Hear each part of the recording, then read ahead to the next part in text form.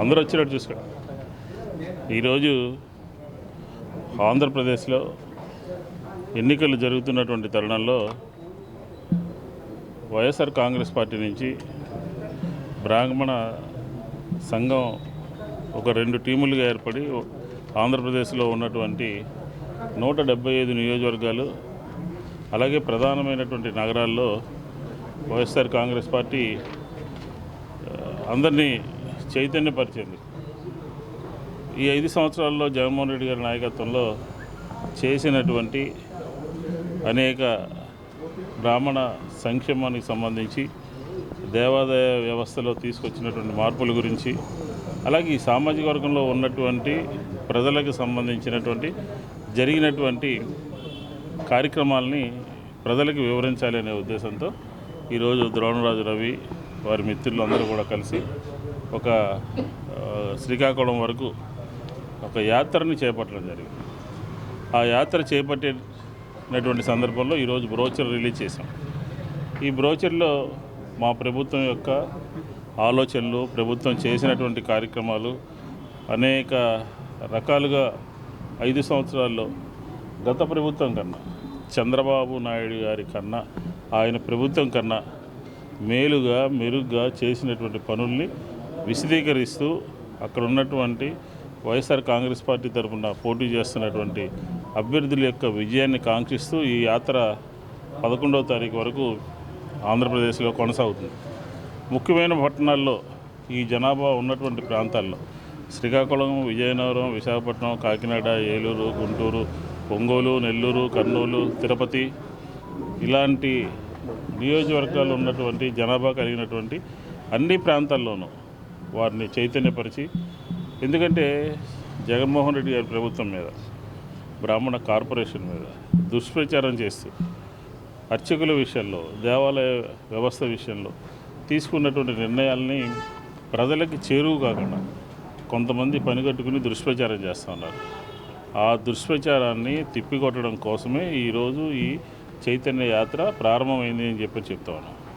ప్రధానమైనటువంటి ఈ సామాజిక వర్గ ఓట్లు ఉన్నటువంటి ప్రాంతాల్లో ప్రతి ఒక్కరు ప్రభుత్వం చేస్తున్నటువంటి విధానాలు తెలుసుకోవాలి. ఉదాహరణకి ధూపదీప నైవేద్యాలకు సంబంధించి రాజశేఖర రెడ్డి గారు ఆ ప్రోగ్రాంని తీసుకొచ్చారు. ఈరోజు 5,000 నుంచి 10,000, 10,000 నుంచి 15,000 ఇట్లాగా అర్చకులకు సంబంధించినటువంటి వేతనాలని కూడా పెంచుకుంటూ, అలాగే వంశపారంపర్యానికి సంబంధించినటువంటి అర్చకుల యొక్క కార్యక్రమం అన్నమాట.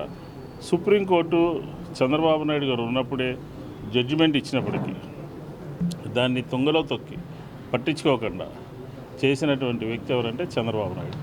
ఆ ప్రభుత్వము, మా ప్రభుత్వం వచ్చిన తర్వాత ఈ కార్యక్రమాన్ని సుప్రీంకోర్టు ఇచ్చినటువంటి అర్చకుల వంశపారంపర్యం సంబంధించిన దాన్ని మీటింగ్ పెట్టి తూచా తప్పకుండా ఆంధ్రప్రదేశ్లో మేము దాన్ని అమలు చేసాం.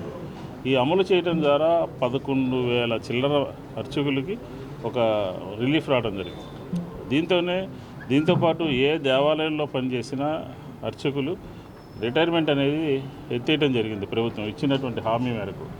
అలాగే దీంతోపాటు 5,000 రూపాయలు లోపు ఆదాయం కలిగినటువంటి దేవాలయాల్ని వారి నిర్వహణ, అక్కడ ఎవరైతే పనిచేస్తున్నారో అర్చకులు వారి నిర్వహణకే ఆ దేవాలయాల్ని కూడా వదిలేయడం జరిగింది.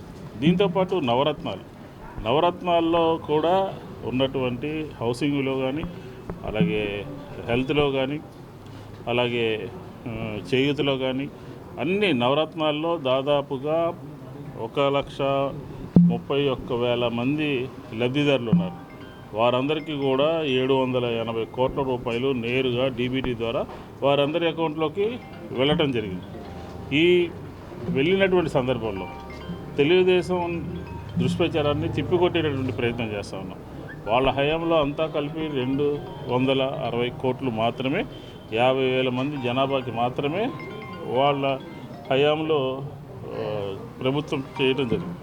కాబట్టి మేము వచ్చిన తర్వాత మా హయాంలో ఇన్ని కార్యక్రమాలు చేశాం. కాబట్టి ఉదాహరణకి కరోనా సందర్భంలో జగన్మోహన్ రెడ్డి గారి ప్రభుత్వం, ఈ ప్రభుత్వము దేవాలయాలన్నీ కూడా మూసేసినటువంటి సందర్భంలో అర్చకులందరూ కూడా ఇబ్బంది పడుతున్నటువంటి సందర్భంలో దాదాపుగా 5,000 మందికి అర్చకులకి అందరికీ కూడా 5,000 రూపాయలు చొప్పున వారి అకౌంట్లో నేరుగా నిధులు జమ చేయడం జరిగింది.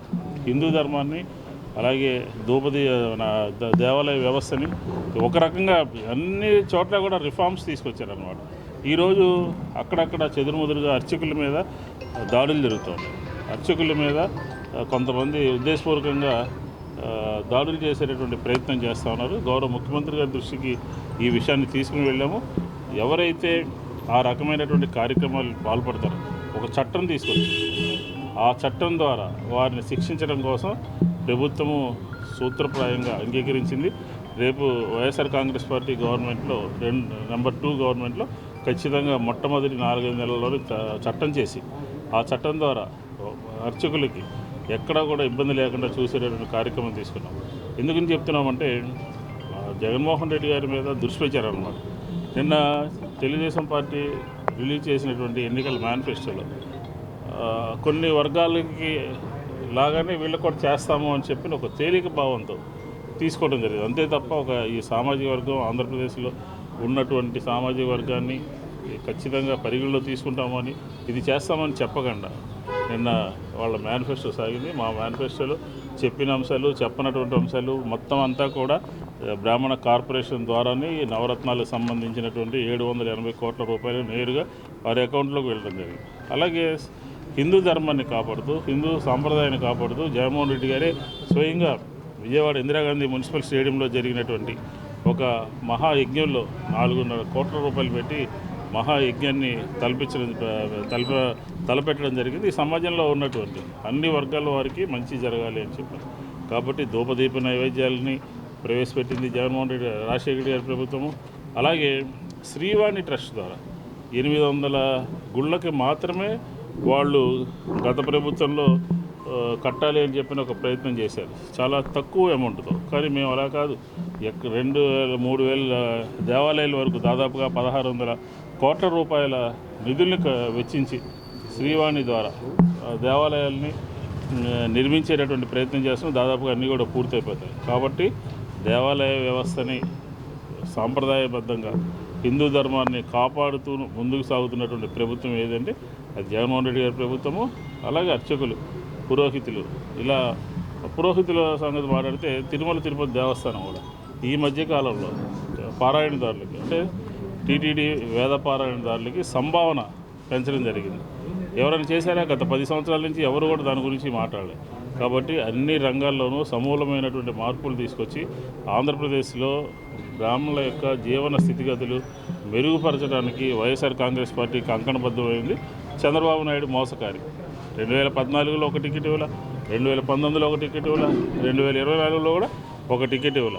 వైఎస్ఆర్ కాంగ్రెస్ పార్టీ గతంలో పోయినసారి 3 టికెట్లు ఇచ్చారు, ఈసారి 1 టికెట్ ఇచ్చారు. అయినప్పటికీ కూడా 2 సభల్లోనూ ప్రాతినిధ్యం ఉండే విధంగా ఖచ్చితంగా మా వాడిని వినిపించే విధంగా వైఎస్ఆర్ కాంగ్రెస్ పార్టీ పనిచేస్తూ ఉంది. కాబట్టి జగన్మోహన్ రెడ్డి గారు మీద దుష్ప్రచారం చేసేటటువంటి వాళ్ళు కానీ, అలాగే ఎన్నికల మేనిఫెస్టో చెప్పి మోసం చేయాలనే ప్రయత్నం జరిగేటటువంటి వాళ్ళు రాజశేఖర్ గారి హయాంలోనే దేవాలయాల్లో అర్చక స్వాముల్ని ట్రస్టీలుగా పెట్టడము, అలాగే అనేక నియోజకవర్గాల్లో అధికారంలో ఉన్నప్పుడు ఆ టెంపుల్స్లో ప్రతి ఒక్కరిని ఒక సభ్యుడిగా వేయటం, ఇవన్నీ కూడా అనాదిగా వస్తున్నటువంటి నిర్ణయాలే.